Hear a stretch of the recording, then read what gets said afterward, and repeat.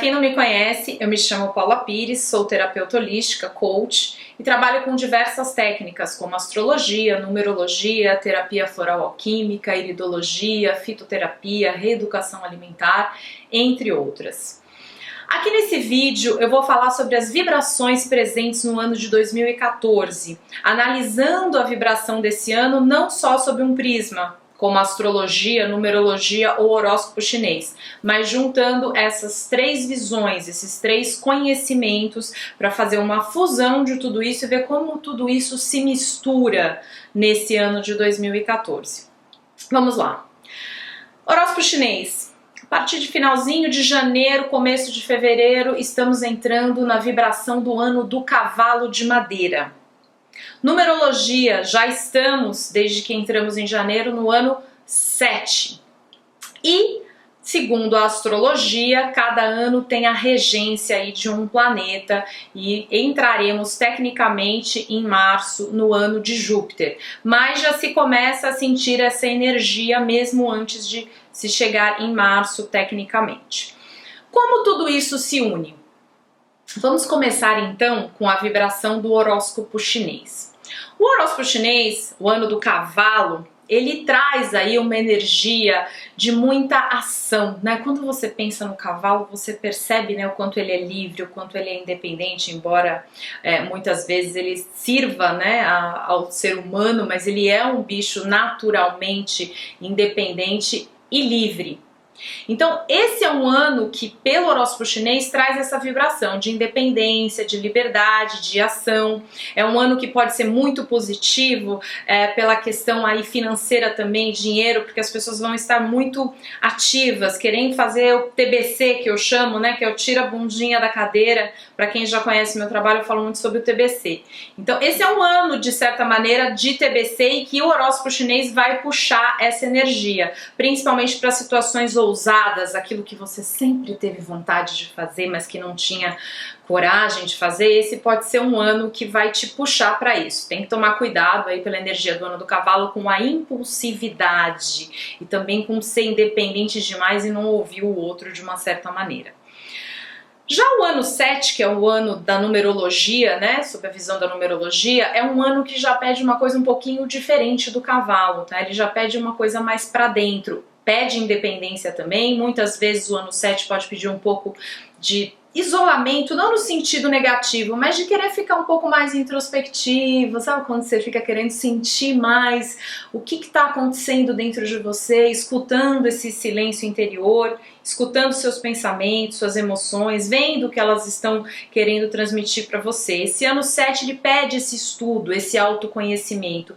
Então são duas energias de certa maneira, ano 7, ano do cavalo, um pouco paradoxais, contraditórias. Uma coloca para fora, é mais yang, né, mais masculina, que é o ano do cavalo, e a outra coloca um pouco mais para dentro.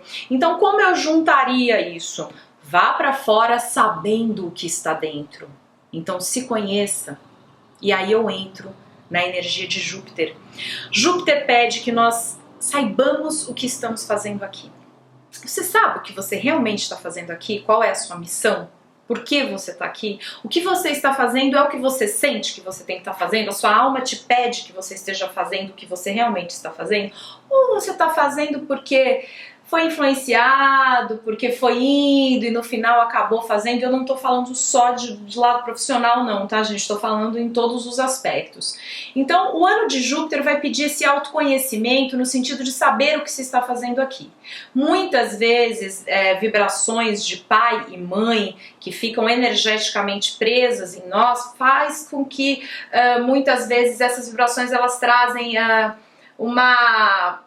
como se fosse uma barreira em relação com a nossa verdadeira missão, tá? Então faz com que essa vibração de pai e mãe, ela faz com que muitas vezes essas vibrações elas fazem uma energia dentro da nossa vida que faz com que nós não saibamos quem nós realmente somos. E para isso existe uma limpeza muito interessante que é bacana de se fazer esse ano, que é a limpeza da serpente de pai e mãe, que é uma limpeza feita com terapia floral alquímica.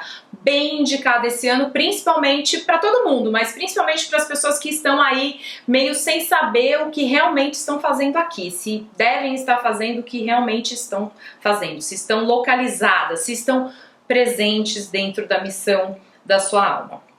Uma outra coisa interessante é que o ano de Júpiter, ele pede viagens de conhecimento, então fazer estágios fora, pode ser fora do país ou em outro local, cursos fora, viagens mais profundas, viagens espirituais, estudos espiritualistas, estudos religiosos. Nesse ponto, ano de Júpiter e ano 7 dentro da numerologia combinam. Por quê? Porque ambos buscam conhecimentos mais profundos, estudos mais profundos e trazem uma certa intelectualidade em relação a esses estudos. Então, essas duas energias, elas fazem com que nesse ano exista uma energia maior para o autoconhecimento. Então aí vamos pegar a energia do cavalo, que é muito para fora, e só vamos para fora quando dentro nós soubermos o que realmente temos que fazer.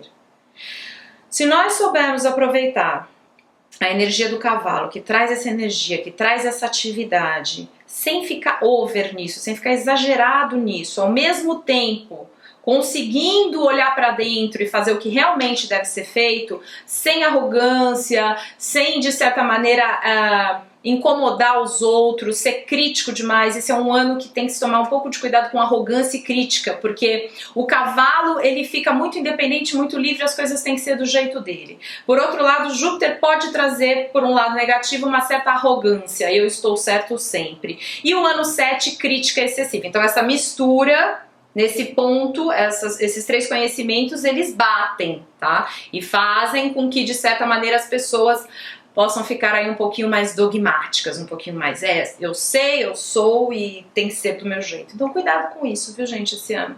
Cuidado porque essa vibração pode estar presente e gerar conflitos. Você ter atitudes impulsivas, tratar as pessoas de uma forma que não seria adequada porque você acha que você está certo e depois se arrepender. E muitas vezes isso, digamos assim, causa prejuízos na sua vida afetiva, profissional, nas suas amizades, na sua vida familiar. Então cuidado com a impulsividade esse ano, porque ela pode estar presente, principalmente quando você agir sem saber o que está fazendo. Pensa bem, use essa energia do ano 7, que traz reflexão, que traz estudo, pensa bem o que você realmente deve fazer para você usar essa energia do cavalo, que é uma energia de ação, para direcionar para o que você realmente tem que estar fazendo. Essa energia do cavalo também tem uma coisa muito importante, pode ser um ano, nós estamos num cavalo de madeira, né? Cada ano de cada signo no horóscopo chinês tem um elemento, e esse ano, 2014, é do cavalo de madeira. É um ano bom para ganhar dinheiro. Agora, é óbvio que se você vai, por exemplo, ver o seu mapa astral, e o seu mapa astral tem planetas retrógrados ou oposições, quadraturas, pegando nas casas de dinheiro, as casas que são relacionadas com matéria, casa 2, casa 6 e casa 10, pode ser que esse ano não flua dessa maneira. E nesse caso, tem que se analisar o mapa, fazer o mapa astral e tentar trabalhar isso com terapia floral alquímica, com os florais astrológicos para o mapa. Por quê? Porque é um ano super bom para essa parte financeira, mas se o mapa está travado, isso pode não fluir tão bem. Eu gosto sempre de colocar algumas exceções aí, porque de repente as pessoas no final do ano vão falar, poxa, mas para mim dinheiro foi péssimo. Então tem que analisar o mapa, tanto o mapa astral, quanto às vezes o mapa numerológico, que pode estar num ano aí numerologicamente falando um pouco mais difícil.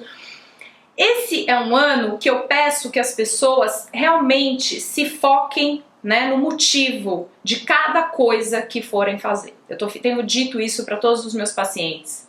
O que você quer esse ano? Né? E isso vem muito da minha visão de coach, né? Ou seja, no processo de coaching a gente tem que ter uma meta, a gente tem que ter um foco, mesmo dentro da terapia floral. Eu sempre tento trazer os meus pacientes, quem é meu paciente sabe, para o foco. A gente quer mudar muita coisa, né? Tem muita coisa pra gente se transformar e tem muita coisa que a gente não gosta da gente. E aí daquelas pessoas que estão completamente satisfeitas consigo mesmas, isso é um perigo, porque realmente a gente tem que estar um pouquinho insatisfeito para conseguir se melhorar. Se a gente fica totalmente acomodado, eu sou ótimo, maravilhoso, não tenho nada para melhorar, você, de certa maneira, fica estagnado, né? Então eu sempre tento trazer o que você mais quer transformar em você. Sempre faço uma pergunta para os meus pacientes, quem é meu paciente vai lembrar de eu fazendo essa pergunta, quem é meu paciente está assistindo aqui esse vídeo. Se Deus chegasse para você e te perguntasse o que você mais quer transformar em você, o que você diria? Esse é um ano para você fazer essa pergunta e ir fundo. Se você não sabe responder ainda, pode ser uma pergunta um pouco difícil. Algumas pessoas, principalmente no primeiro atendimento, falam para mim, nossa, que pergunta difícil.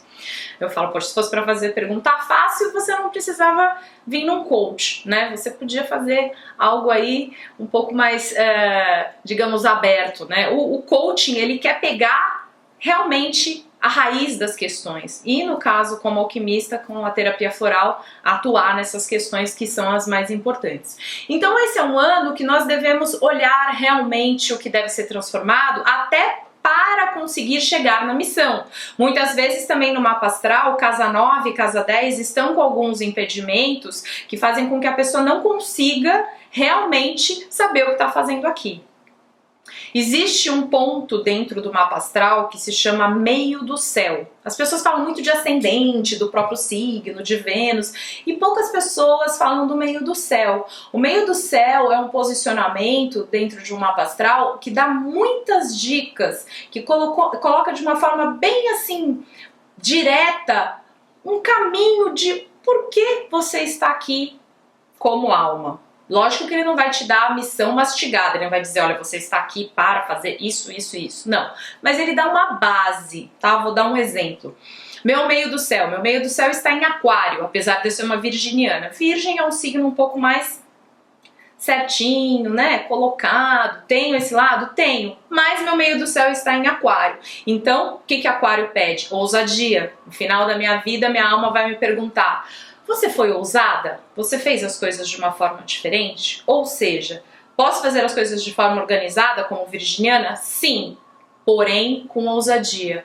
Porém, trazendo um conhecimento diferenciado, fazendo as coisas de uma forma que não é a que todo mundo faz. O meio do céu dá essa pegada pra gente, ele mostra onde é a levada que a alma tá querendo nos conduzir e que muitas vezes a gente se distancia.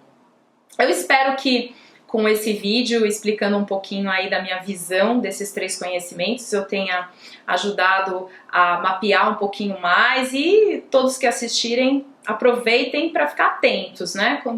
Conforme o ano for acontecendo, lembrar aí das dicas e dos conhecimentos que eu passei aqui dessas 3 filosofias, que são 3 filosofias que eu acredito muito por observar na prática mesmo como virginiana, que são atuantes, que são realmente pertinentes dentro do planeta aqui que a gente vive.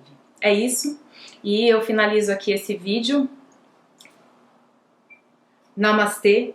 Para quem não conhece essa saudação, Namastê significa o Deus em mim saúda o Deus em você. Então, Namastê.